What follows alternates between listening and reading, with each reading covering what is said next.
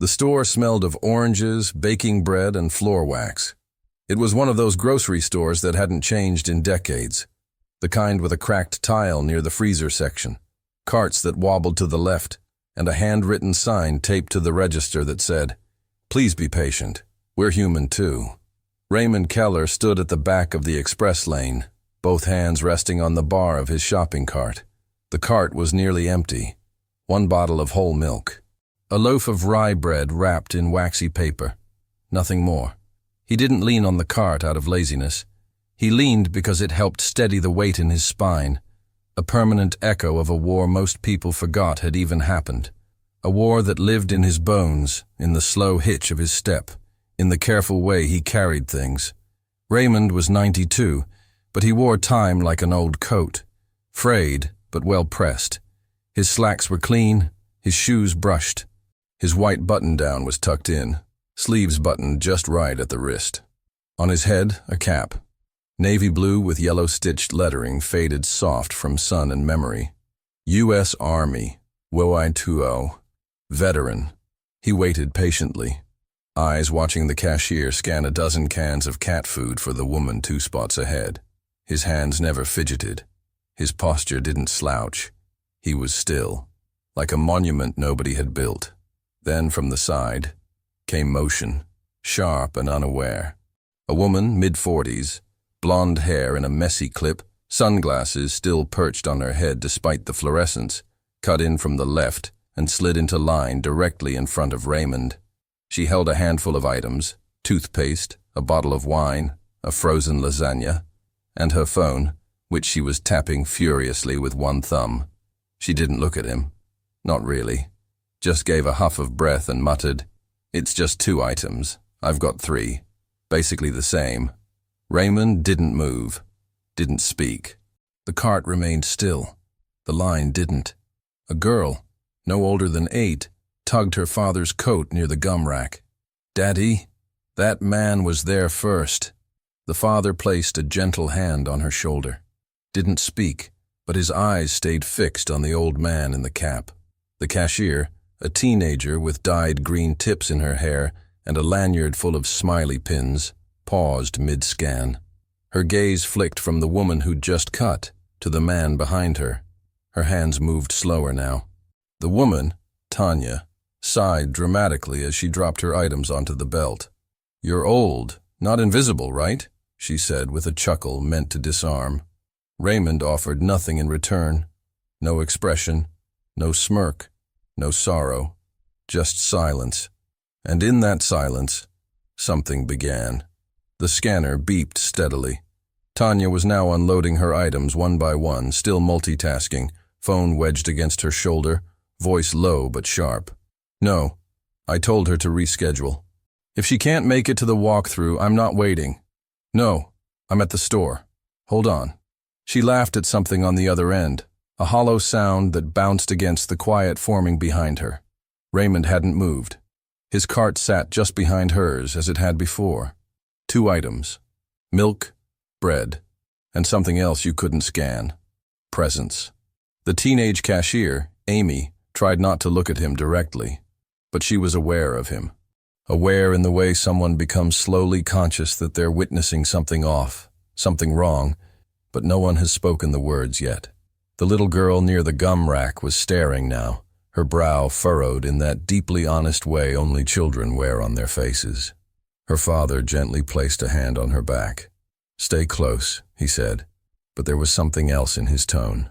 Not warning, worry, not for danger, but for decency. Behind Raymond, a middle-aged man with salt at his temples and broad shoulders folded his arms slowly across his chest. His name tag, barely visible beneath his windbreaker, read Delgado Battalion Chief, Retas, from a nearby firehouse. His jaw worked once, then stilled. Tanya sighed again, pulling her card from a purse big enough to carry an overnight bag. "What's taking so long?" she muttered. Amy finally spoke, careful, but edged with the kind of courage people find when truth outweighs etiquette. "You're not actually in line," she said quietly. Tanya blinked. "Excuse me."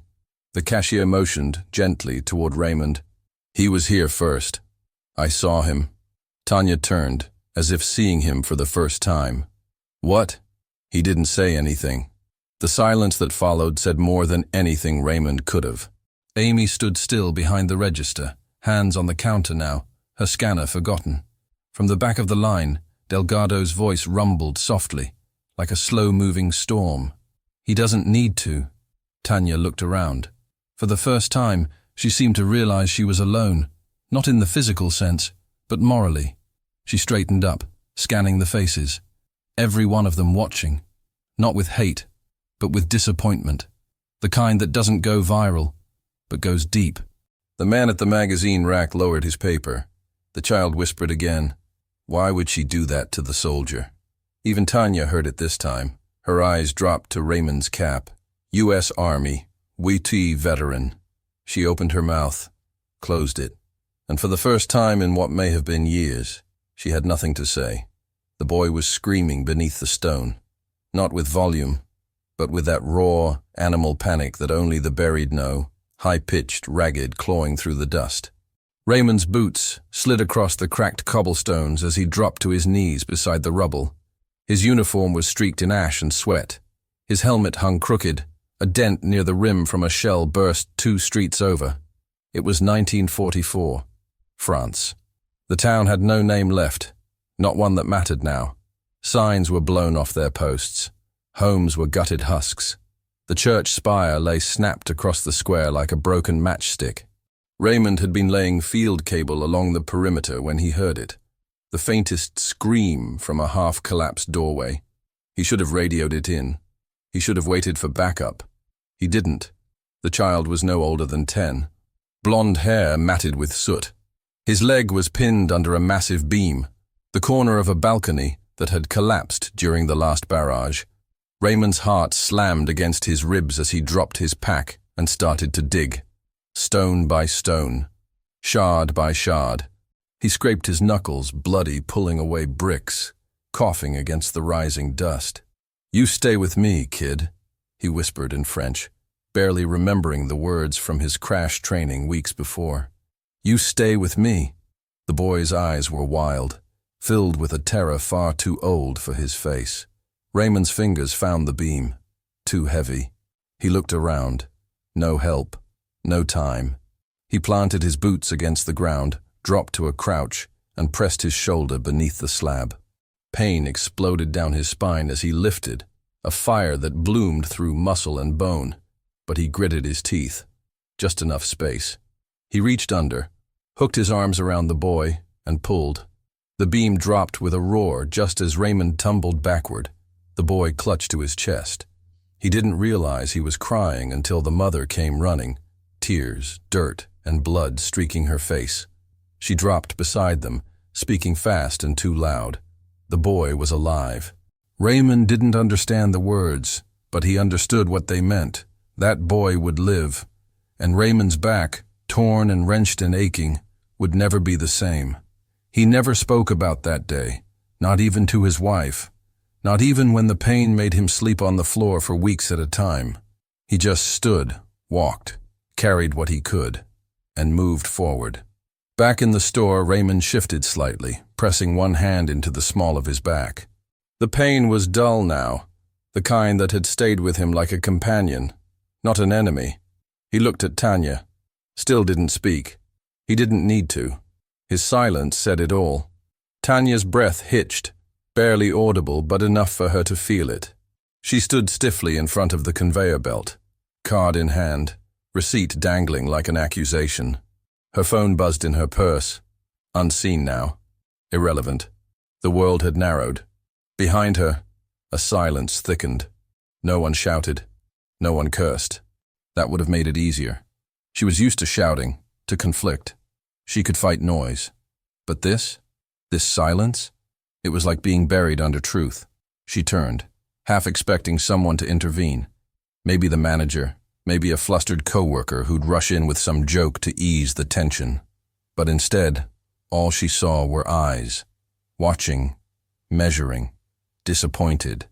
And then she really looked at him, the old man she had brushed past like a lamppost or a parking cone.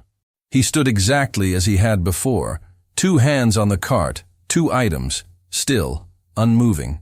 But now she noticed the cap. Not just the patchwork of embroidery, but the shape of it, worn at the corners, bent from years of being placed on the same hook. The letters threadbare with reverent touch. U.S. Army, Wu-Tu, veteran. Her lips parted slightly. She felt a flush of heat climb from her chest to her cheeks. Not from shame alone, but from something heavier. The kind of realization that makes the soul want to kneel. Behind her, a voice spoke. Not loud, but sharp enough to slice through the room. It was a woman near the greeting cards. She wore a soft green sweater and had a clipboard under her arm. Her voice was calm, controlled, but unmistakable. "Now you do," she said simply. Tanya turned. The woman's eyes were firm, not cruel, not angry, but resolute. And beside her, the retired fire captain, Delgado, nodded once, like a gavel falling. Tanya turned back to Raymond. Her voice, when it came, was thinner than she remembered it being. "I didn't know," she said. Raymond blinked once. He didn't answer, not with words. But something in the way he nodded, slow, solemn, as if offering a grace he had no obligation to give, made her feel like she had been forgiven for something much larger than cutting a line. It didn't make her feel better. It made her want to do better. She stepped aside. No dramatic gesture, no grand apology. Just a quiet, meaningful move back behind the cart. As she did, a space opened up in the line like parting water, people making room without words, without cues. Amy, the cashier, said softly, "Mr. Keller, would you like to come forward now?" Raymond looked up, his voice gravel but steady. "If no one minds?" The line responded not with words, but with motion. They let him pass. One by one, heads bowed slightly, not like a salute, but like a prayer. Raymond moved forward, not quickly, not triumphantly, but with the deliberate grace of someone who had carried too much for too long and still chose to stand upright. The wheels of the cart creaked softly beneath him, the sound almost reverent in the stillness of the checkout line. Amy, the young cashier, stepped aside to clear the lane, brushing a strand of green-tipped hair behind her ear. Her eyes were bright now, glassy but steady, the kind of expression people wear when they know they're in the presence of something they won't forget. As Raymond reached the register, Amy reached gently for the loaf of bread and bottle of milk, scanning them with a kind of care usually reserved for porcelain or memory. Tanya had stepped back 3 paces and now stood beside a display of gum and batteries, her hands folded in front of her. She didn't speak again, but her posture had shifted. The tight shoulders, the impatient foot-tapping gone. Now she stood with the stillness of someone in a pew. Behind Raymond, the line of people remained unmoving. Not one person reached for their phone.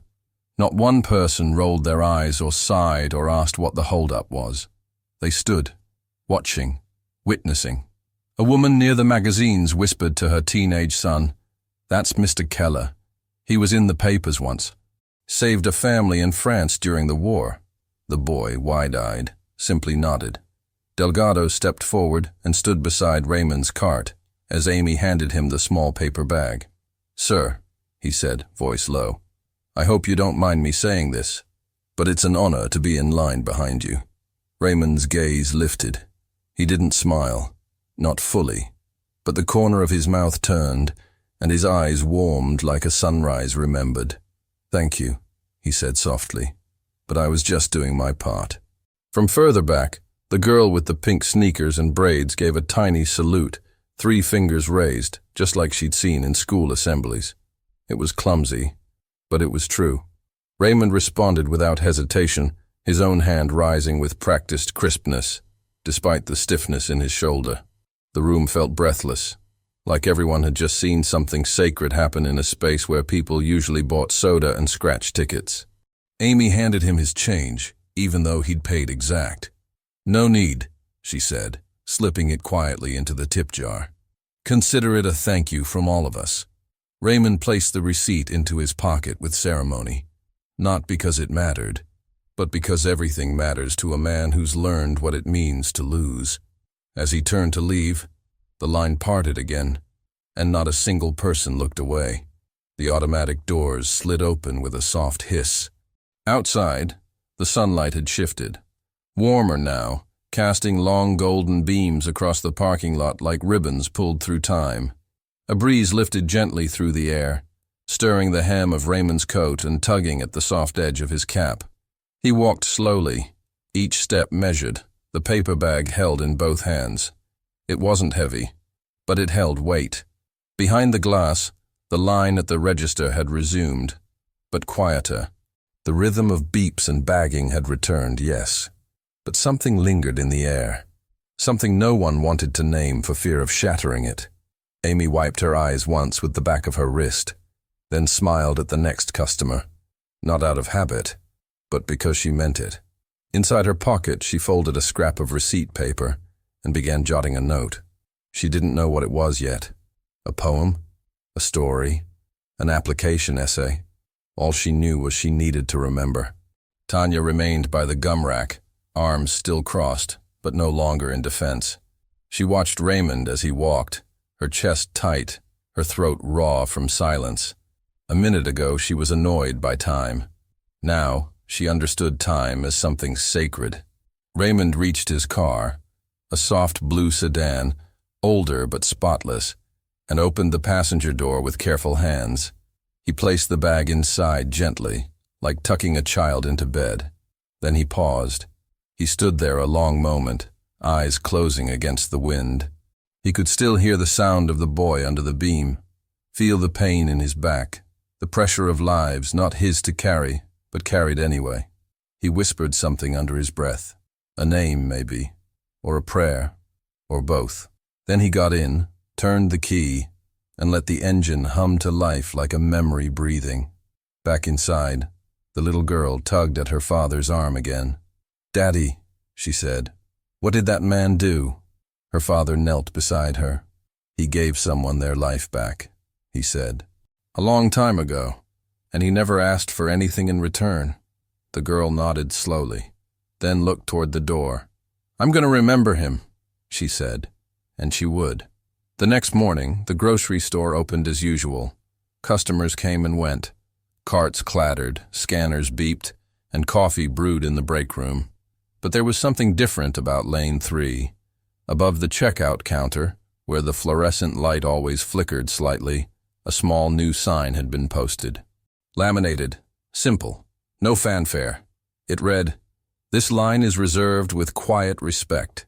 If you see someone who's carried more than most, let them go ahead. In honor of Mr. Keller and all who never asked for thanks." Amy had printed it herself. No one removed it. Not the manager. Not corporate. Not one person complained. And most days, no one needed it, because people remembered. Tanya returned that Friday, not to shop. She walked the aisles slowly, a paper bag in her hand. At the express lane, she handed it to Amy. Inside, a fresh loaf of rye, a bottle of milk, and a small note. "For Mr. Keller, in case the weather's bad next Wednesday. And thank you for teaching me something without saying a word." She never asked if it was delivered. She didn't need to know. Some things are meant to be given, not tracked. A week later, Amy submitted her college application. Under the question, "Describe a time you witnessed true leadership," she began with, "It was a grocery store on a regular Wednesday. A woman cut in line, and 4 minutes later, the world got very quiet. And Raymond? He came back the following Wednesday. Same coat, same cart. But this time, he carried something more than bread and milk. He carried the quiet knowledge that, for once, the world had seen him. Not as an old man, not as a burden, but as something sacred. And as he left, a young man near the door straightened up, stepped aside, and tipped an invisible cap in his direction. Raymond returned the gesture, with a nod that carried a lifetime. The door hissed open, sunlight spilled in, and the old soldier walked forward. Some men don't raise their voices, they simply wait their turn. But when the world pauses and lets them pass, We remember who truly led us. If this story touched something in you, if it reminded you of someone who carried more than most, like this video, not for the algorithm, but for the memory. Tell us where you're watching from, or share a moment when you saw honor in action. Subscribe for more true stories that bring dignity, sacrifice, and reverence back into the spotlight. Because sometimes, the most powerful act is to wait in silence and then step aside. Click the next story now and walk with us through another chapter of Courage Remembered.